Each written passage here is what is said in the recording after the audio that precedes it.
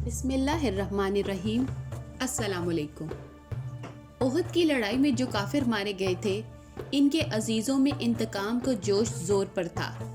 سلافہ نے جس کے 2 بیٹے اس لڑائی میں مارے گئے تھے، منت مانی تھی کہ اگر عاصم کا سر ہاتھ آ جائے تو اس کی کھوپڑی میں شراب پیوں گا۔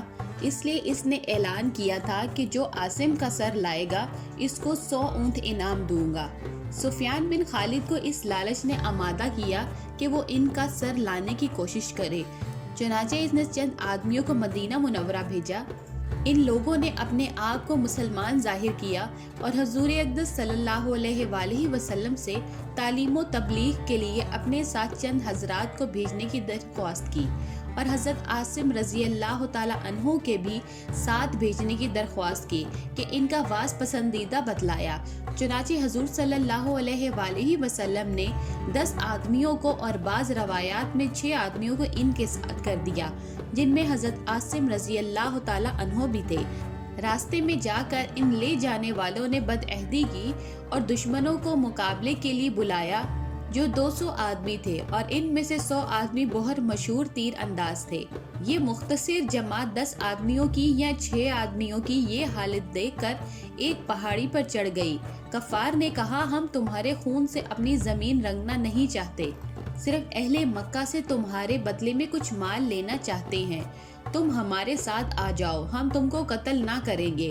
مگر انہوں نے کہا، ہم کافر کے عہد میں آنا نہیں چاہتے، اور ترکش سے تیر نکال کر مقابلہ کیا۔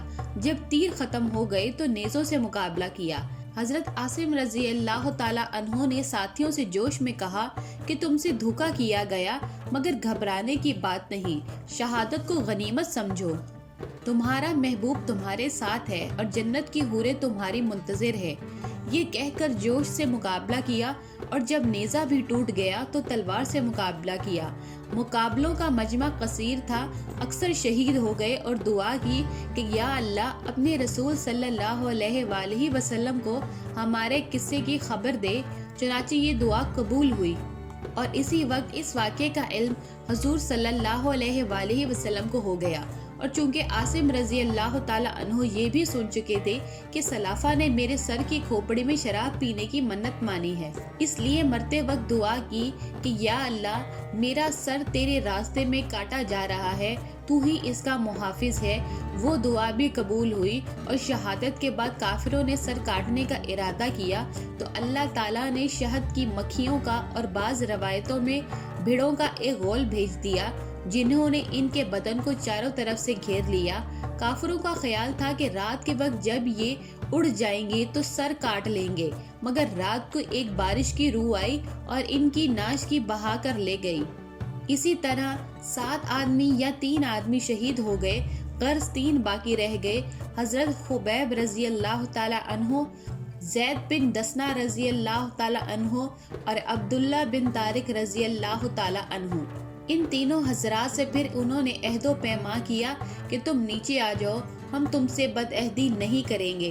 یہ تینوں حضرات نیچے اتر آئے، اور نیچے اترنے پر کفار نے ان کی کمانوں کی تانت اتار کر ان کی مشقیں باندھی۔ حضرت عبداللہ بن طارق رضی اللہ تعالی عنہ نے فرمایا کہ یہ پہلی بدعہدی ہے، میں تمہارے ساتھ ہرگز نہیں جاؤں گا۔ ان شہید ہونے والوں کا اقتداء ہی مجھے پسند ہے۔ انہوں نے زبردستی ان کو کھینچنا چاہا، مگر یہ نہ ٹلے تو ان لوگوں نے بھی ان کو بھی شہید کر دیا۔ صرف 2 حضرات ان کے ساتھ رہے، جن کو لے جا کر ان لوگوں نے مکہ والوں کے ہاتھ فروخت کر دیا۔ ایک حضرت زید بن دسنہ رضی اللہ تعالی عنہ، جن کو صفوان بن امیہ نے 50 اونٹ کے بدلے میں خریدا تاکہ اپنے باپ امیہ کے بدلے میں قتل کر دے۔ دوسرے حضرت خبیب رضی اللہ تعالی عنہ، جن کو حجیر بن ابی احاب سے 100 اونٹ کے بدلے میں خریدا تاکہ اپنے باپ کے بدلے میں ان کو قتل کرے۔ بخاری شریف کی روایت ہے کہ حارث بن عامر کی اولاد نے خریدا، کیونکہ انہوں نے بدر میں حارث کو قتل کیا تھا۔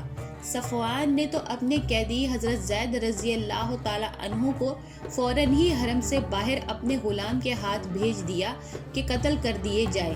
اس کا تماشا دیکھنے کے واسطے اور بھی بہت سے لوگ جمع ہوئے، جن میں ابو سفیان بھی تھا۔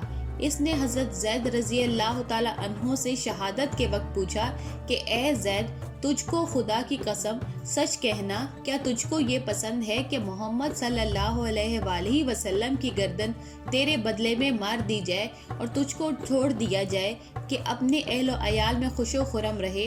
حضرت زید رضی اللہ تعالی عنہ نے فرمایا کہ خدا کی قسم مجھے بھی یہ گوارا نہیں کہ حضور اقدس صلی اللہ علیہ وآلہ وسلم جہاں ہیں وہیں ان کے ایک کانٹا بھی چبھے اور ہم اپنے گھر آرام سے رہیں۔ یہ جواب سن کر قریش حیران رہ گئی۔ ابو سفیان نے کہا، محمد صلی اللہ علیہ وآلہ وسلم کے ساتھیوں کو جتنی ان سے محبت دیکھی اس کی نظیر کہیں نہیں دیکھی۔ اس کے بعد حضرت زید رضی اللہ تعالی عنہ شہید کر دیے گئے۔ حضرت خبیب رضی اللہ تعالی عنہ ایک عرصہ تک قید میں رہے۔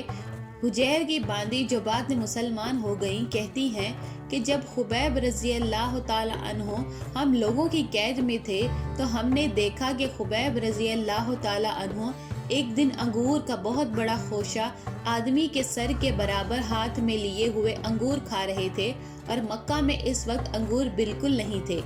وہی کہتی ہے کہ جب ان کے قتل کا وقت قریب آیا تو انہوں نے صفائی کے لیے اس طرح مانگا، وہ دے دیا گیا۔ اتفاق سے ایک کمسن بچہ اس وقت حضرت خبیب رضی اللہ تعالی عنہ کے پاس چلا گیا۔ ان لوگوں نے دیکھا کہ اس طرح ان کے ہاتھ میں ہے اور بچہ ان کے پاس یہ دیکھ کر گھبرائے۔ حضرت خبیب رضی اللہ تعالی عنہ نے فرمایا، کیا تم یہ سمجھتے ہو کہ میں بچے کو قتل کر دوں گا؟ ایسا نہیں کر سکتا۔ اس کے بعد ان کو حرم سے باہر لایا گیا اور سولی پر لٹکانے کے وقت آخری خواہش کے طور پر پوچھا گیا کہ کوئی تمنا ہو تو بتاؤ۔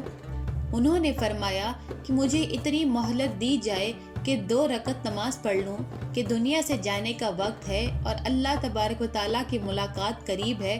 چنانچہ مہلت دی گئی۔ انہوں نے 2 رکعتیں نہایت اطمینان سے پڑھیں اور فرمایا کہ اگر مجھے یہ خیال نہ ہوتا کہ تم لوگ یہ سمجھو گے کہ میں موت کی ڈر کی وجہ سے دیر کر رہا ہوں تو 2 رکعت اور پڑھتا۔ اس کے بعد سولی پر لٹکا دیے گئے تو انہوں نے دعا کی، یا اللہ، کوئی ایسا شخص نہیں ہے جو تیرے رسول پاک صلی اللہ علیہ وآلہ وسلم تک میری آخری سلام پہنچا دے۔ چنانچہ حضور صلی اللہ علیہ وآلہ وسلم کو بذریعہ وحی اسی وقت سلام پہنچایا گیا۔ حضور صلی اللہ علیہ وآلہ وسلم نے فرمایا، وعلیکم السلام یا خبیب رضی اللہ تعالی عنہ، اور ساتھیوں کو اطلاع فرمائی کہ خبیب رضی اللہ تعالی عنہ کو قریش نے قتل کر دیا۔ حضرت خبیب رضی اللہ تعالی عنہ کو جب سولی پر چڑھایا گیا تو 40 کافروں نے نیزے لے کر چاروں طرف سے ان پر حملہ کیا اور بدن چھلنی کر دیا۔ اس وقت کسی نے قسم دے کر یہ پوچھا کہ تم یہ پسند کرتے ہو کہ تمہاری جگہ محمد صلی اللہ علیہ وآلہ وسلم کو قتل کر دیں اور تم کو چھوڑ دیں؟ انہوں نے فرمایا، واللہ العظیم، مجھے یہ بھی پسند نہیں کہ میری جان کے فدیے میں ایک کانٹا بھی حضور صلی اللہ علیہ وآلہ وسلم کو چبھے۔